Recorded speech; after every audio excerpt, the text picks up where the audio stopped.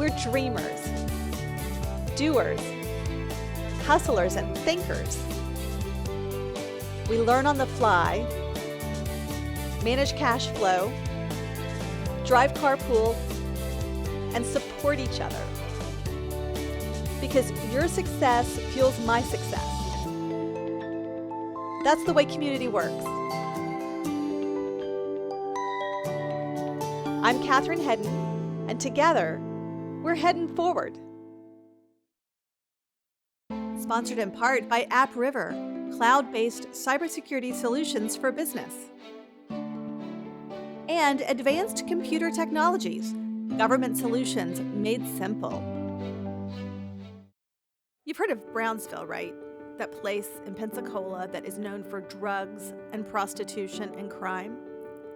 Well, believe it or not, in Brownsville, I found a gem. A bright, colorful, vibrant jewel of an Asian market, Bien Dong. So how long are your days here? I'm here usually from 10 till 7. I usually close every night. Yeah. Off on Monday, but even when I'm off, I still swing by a couple of times, on Monday. So you take one day off, but you're still here on your one day off. Swing, yes, I swing by. How many products do you carry? Between 4,500 to 5,000 items. In fiscal 2015, Escambia County invested more than $1.2 million in Brownsville. Under County Commissioner Lumon May's long-term plan for the revitalization of Brownsville, $10,000 of those funds helped the owners of Bien Dong Asian Market improve the facade of their storefront. We owned the store about 4 years. Yeah? We took over 4 years ago. The store's been here for a while. How long has it been here? The store been here about 14 years. Yeah. Yes. Can you tell me a little bit about what you've done since you took it over? Since then, I talked with my partner. We're trying to make the place better, more customer to notice on the street. Yeah. So we be last year. We did a front changes, making the front with stuccos, and it get more attention. In my opinion, that $10,000 was well spent. The owners have focused their brand on building community. They've more than doubled the size of the store, they've added jobs, and reduced prices. Their strategy is to grow revenue not by having higher prices, but by carrying exactly what their customers want. The day we filmed, Johnny was planning the implementation of a pricing strategy that lowered the price of nearly every product in their 5,000 item inventory. I got help from the county last year to try to improve this, and it's been great. More people have been noticing. I've seen new faces. Yeah. People are exciting about it because before they didn't know where to look for, to stuff that they trying to cook, and now after they found it, then they love it. When customer want us to carry something that we don't have, they can bring the sample, a bag, some kind of pictures with that so that we can order. Cassie Lee, Phoebe Fan, and Johnny Fan may look young, but they're experienced. Cassie Lee and Phoebe owned and sold a successful nail salon prior to investing in Bien Dong. And Johnny Fan worked at his family's convenience store for 14 years before buying Bien Dong with Cassie Lee and Phoebe. There's a very strong Vietnamese community in Pensacola, is that right? That's correct. And are there what other large communities would you say you serve? Well, we had a wide variety of customers like Vietnamese, Philippines, Korean, Japanese, even Americans. When I was coming here 10 years ago, sometimes I would come in and be the only Western person in here. And now, every time I come in, there are other people just like me. Well, the reason why we putting more products to get more customer, a wide range, because we don't want to just stick with Vietnamese or Philippines, because I want everybody can come here and get the stuff for the cooking. Do you think shows like the ones on Food Network actually make cooking in different styles more accessible for people? Yes, definitely. Do you cook? I don't. Mom cook really good. My wife said yes. Phoebe Fan is Johnny's sister, and Cassie Lee is a friend. The three owners rely heavily on family to run their business. We found Johnny's mother in the kitchen and his father trying to repair a piece of equipment. His wife is at the cash register, and his son is often seen sharing his toys with other children at their parents' shop. This is my dad, mom, chị Hoa, cô Thiểm, anh Hưng, anh Lai, anh Điền, anh Thuận. Oh, very nice. Thank you. Thank you so much, ma'am. Yeah, thank you. Thank you. Where did you grow up? I was born in Vietnam, In Vietnam? In what part? What was it like? Da Nang, Vietnam. Oh, so it's a big city. Yes. Yeah, so you're used to a big city. It's we are not in the city side, but more like on the ocean side. You were in Birmingham, then how did you end up in Pensacola? I went to college in Bessemer State Technical Yeah? College Yeah?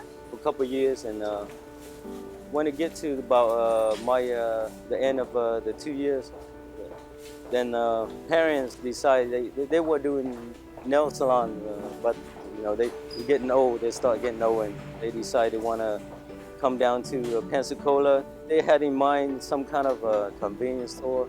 About 3 weeks after they told me, I was finished with the 2-year college, and then we moved down here. Finally, we were lucky to find the right one.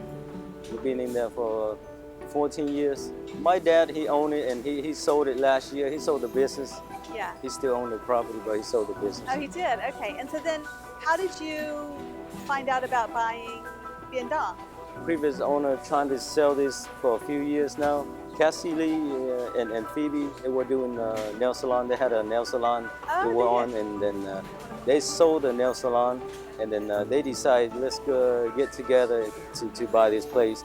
We didn't have the kind of money to buy it, but we do our owner finance from the owner, and she was nice to do that. We was happy to have a chance to take over.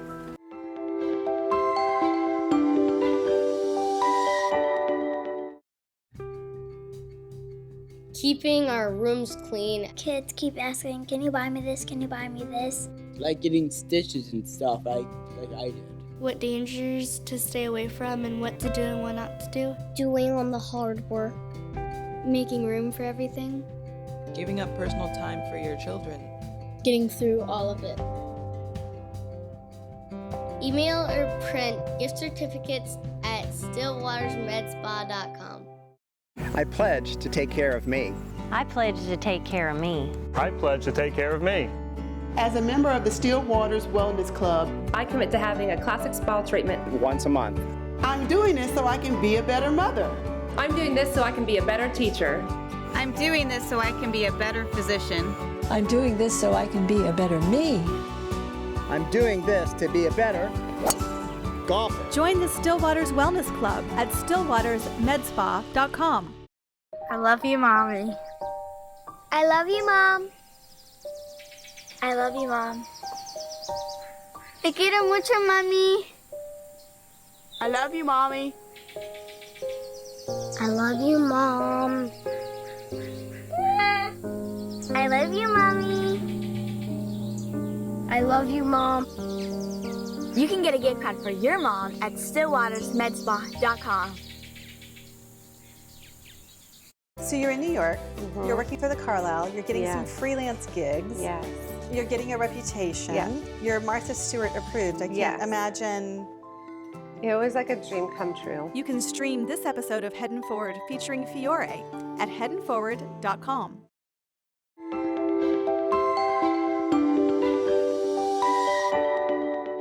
Japanese ice cream. Oh, look. That looks good. And people make sushi. They come here, get all the stuff ready to make sushi. Oh, do they? Yes. We carry all of them.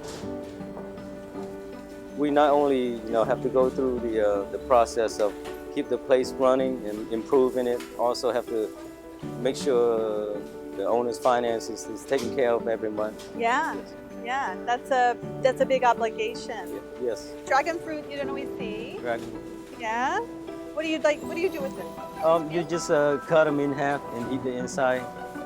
Okay. Yes. you've expanded the store considerably. I mean, is it twice as big or bigger? It's a little bit more than twice as big.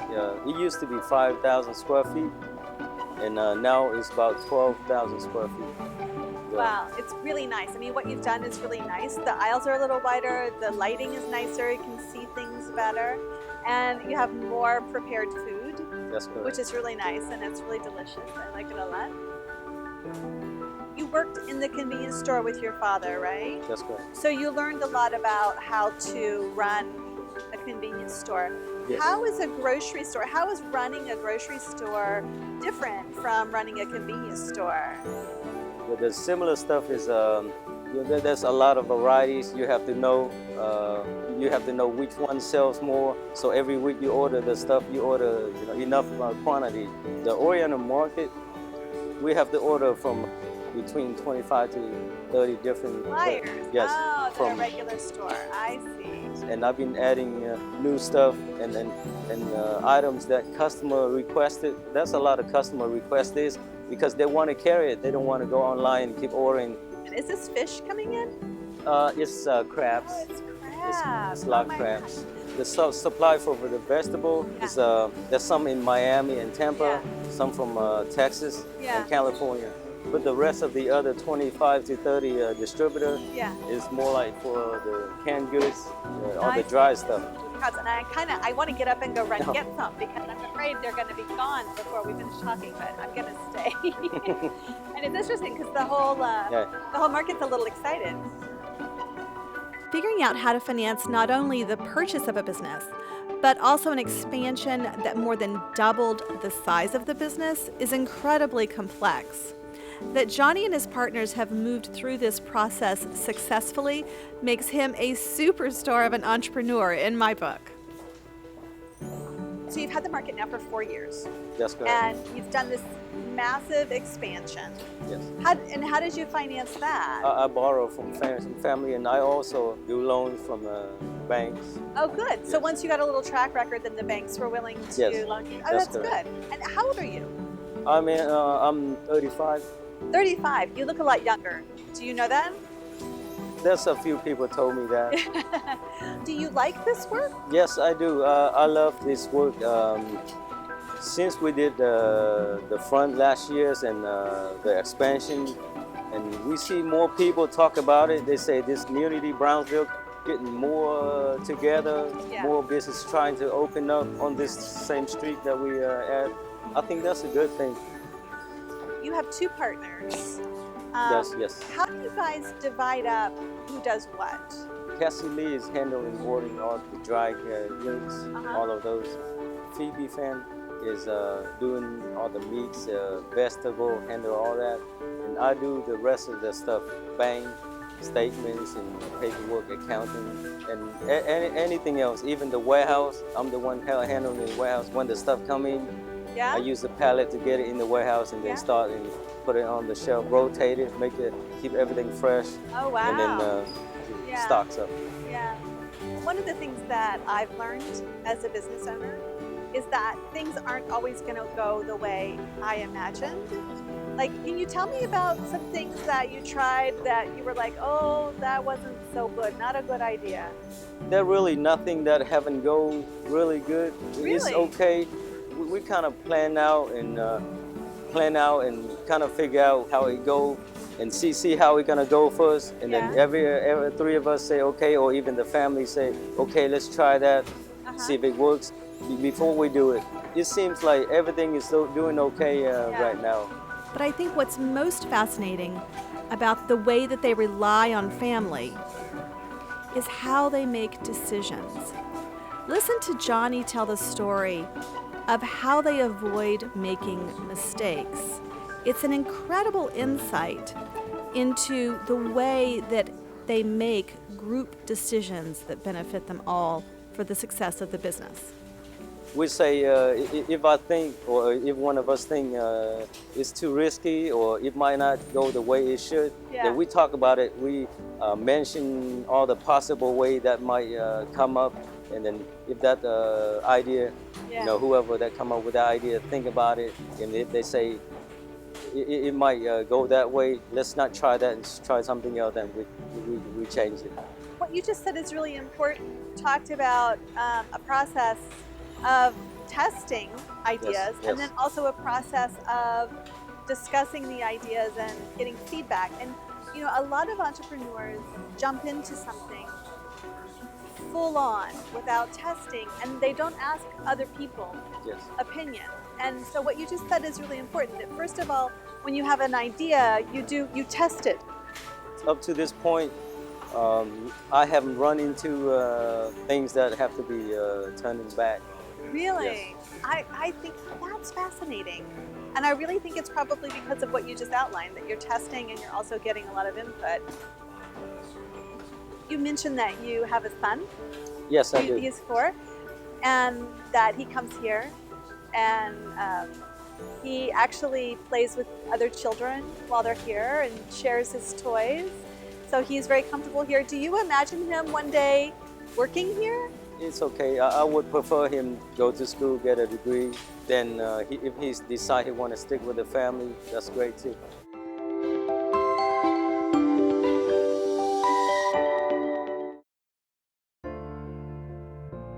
The eyes are the windows to the soul. There's just a way that you can make a connection to someone by looking at their eyes.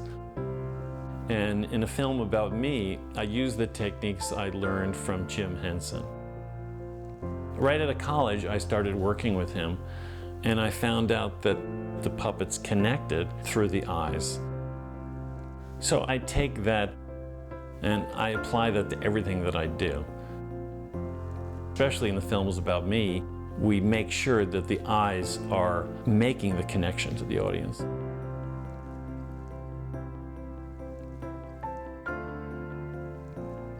Yeah, my father called me outside one day. I was very young, probably 4 or 5, and he said, "Look at the light in these trees, quick, stand right here and we'll take a photograph." And the light was streaming through at a certain angle, and there was this very interesting pool of light and dappled light from the leaves, and he took a photograph, and I was like, wow, amazing light, amazing composition. I realized that I could never become a painter and live up to my father's level of painting. What I was able to do was to apply that to photography first, and then to video and film, really use all the stuff that he taught me. There was a point where I took what my father taught me and what I learned from Jim, and I added my own perspective of the amazing nature of each person. And I created my own style, my own art of connecting people through video. And that's what I do. Well, I probably picked up a video camera probably at 12 or 13. I was hooked.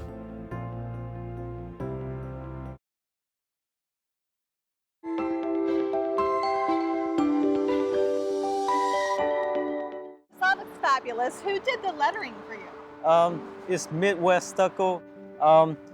Bien mean ocean, and dong mean full. What do you hope for? What do you dream for going forward? What's your dream? Like I've been saying, we always wanted to improve this place. The one main thing is that to get more Vietnamese, Oriental people, even all races to come here, but together to make this town, Pensacola, to be growing compared to the last 10 or 15 years. Yeah. You know, we might have something like others, bigger city have, or something close. I would like that too, and I actually think that what you've created here, it feels like a big city. It's one of the few things here in Pensacola that to me feels like a big city, so you've created it. I'm always curious about how entrepreneurs define success, because often the financial rewards take years to come in, and the hours we work are just incredibly long.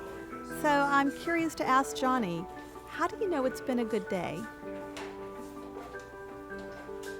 The good day is everything going smoothly, no problem, anything come up. That would be a good day. That's a good day. No problems, everything's smooth. Yeah. I love to cook, and so it's one of the reasons I love your store. I started cooking Vietnamese when I found a book, and Vietnamese and Thai I cook a lot. We had a lot of customers ask us, do we sell cookbook? Yeah. I told customer to go on YouTube, punch in what they want to cook, and that's the only closest thing right now that I can think of to help customer to kind of find out what the ingredient. But I'm looking into that, trying to get a cookbook to put in, because I know there's a lot of people want to cook things that they just don't know what to get. Like most entrepreneurs, Johnny and his partners work long hours. But what I appreciate about Johnny is he seems to understand the importance of taking a break and spending time with friends and family. If somebody came to you, somebody in their 20s, and they said, I'm going to start a business, tell me 3 things that I need to know to be successful, what would you tell them? The first thing is that the financial, you cannot run short in the middle of the process. Yeah, the cash flow. So many people really die because of cash flow. It's really hard.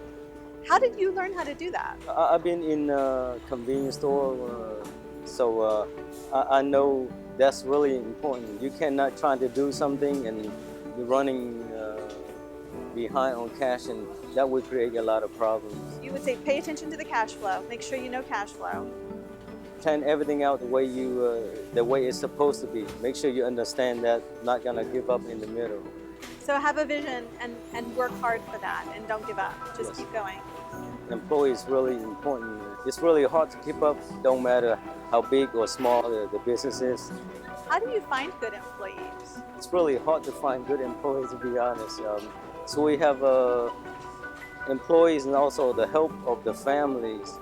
When there are something come up, the family can kind of jump in and help do what they can to keep the place running.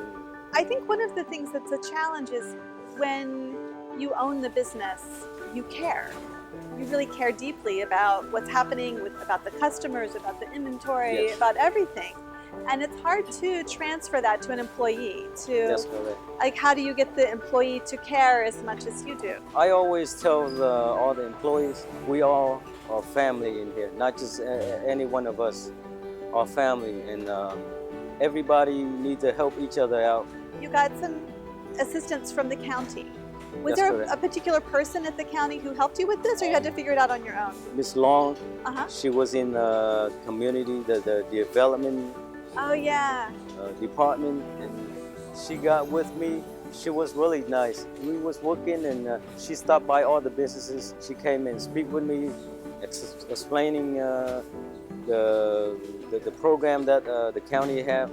I was happy that I talked with her, and she helped the whole process to work with. She also mentioned about the county was trying to improve these, pass the word on to other businesses around the street.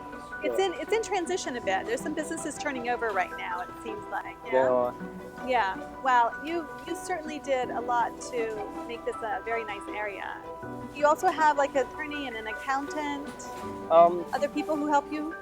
Well, no, I do have an accountant, just do paperwork every month. Yeah. We don't have any other help other than just the county, just the families. You have a lot of family friends, support though. Support, kind of get help from friends and family. So what do you do for fun? I play bowling.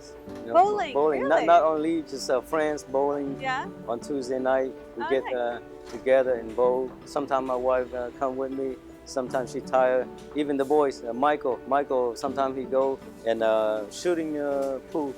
Oh, you shoot pool? A little bit. I know a little bit of those 2 things. That's 2 I do for fun. Yes. And work. Yes, and work. We work so much, so those 2 nights is really important.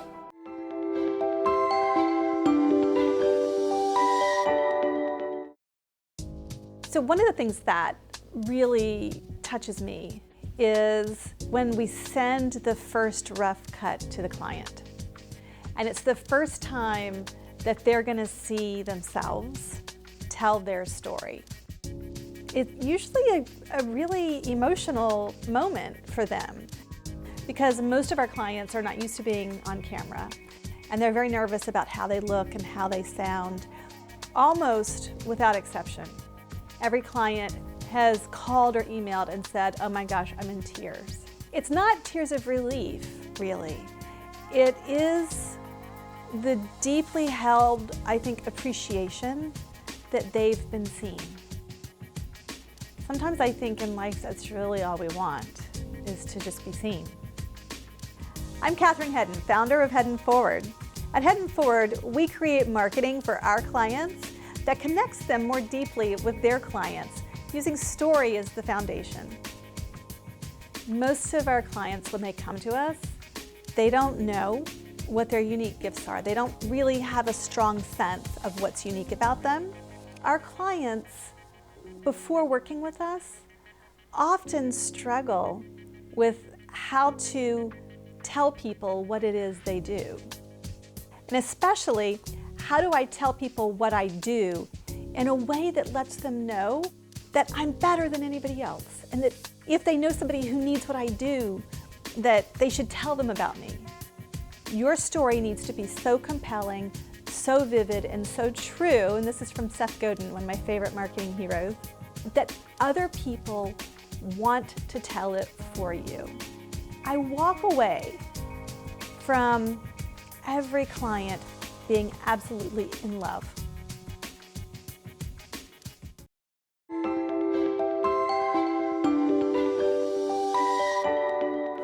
So the past 4 years, there's been so much that's done. I mean, even just striking the deal with the owner, closing the deal, changing over the systems, expanding, getting new products, getting the new front done.